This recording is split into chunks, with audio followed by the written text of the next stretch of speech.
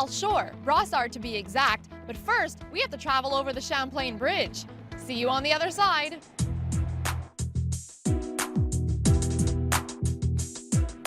Welcome to the suburbs. At only 57 years old, Brossard has made quite the name for itself in Quebec. Places like Champlain Mall and Distrand put the neighborhood on the map. But before becoming the South Shore's commercial hub, it was simply farmland. It was essentially a rural area, okay, with farmers, big lands, and French-speaking, Catholic.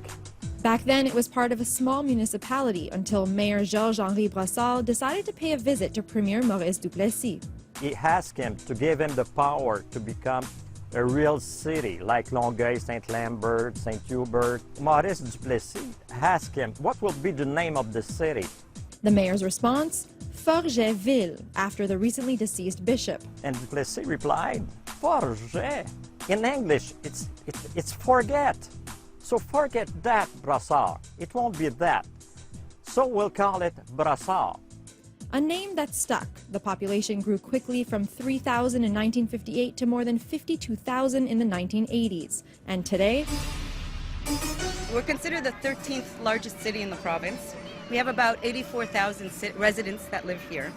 And in terms of different ethnic communities, I'd say we're close to 60. That statistic alone makes Brossard the most multicultural city in Quebec. My friends were from all over the world, you know, like I had Cambodian friends, I had French friends, I had Arab friends, Chinese. There are 4 or 5 nationalities in the building where I live. A mass influx of immigrants thanks to the opening of the Champlain Bridge in 1961. Most of them had money. They decided to come here rather than in Montreal. It was most costly. Everything is very convenient. It's the transportation. The Chinese population alone makes up more than 12.5% of the residents. Being a young city with no long-standing traditions made it easy for Asian immigrants to set up their own communities without being intimidated. Great environment, great people. And one thing you'll be sure to find in this neighborhood, ethnic grocery stores, from Chinese to Middle Eastern, Indian, and Pakistani. Marche Samar has been serving the community here for over 15 years. We have mostly like Indian spices, Indian and Pakistani as well, and we have frozen food, fresh sweets, and rice, and all other things you need for your kitchen. Because with cultural communities comes a melting pot of cultural cuisine. And where else will you find a mosque, church, and temple literally steps away from each other? Or a couple like May and Stefan. I'm from Jordan, actually, in the Middle East, and my husband is Canadian, and our son is a mixture of different cultures too, so it just adds and enriches the other cultures. An example of the kind of people who help the multiculturalism flourish now and for generations to come.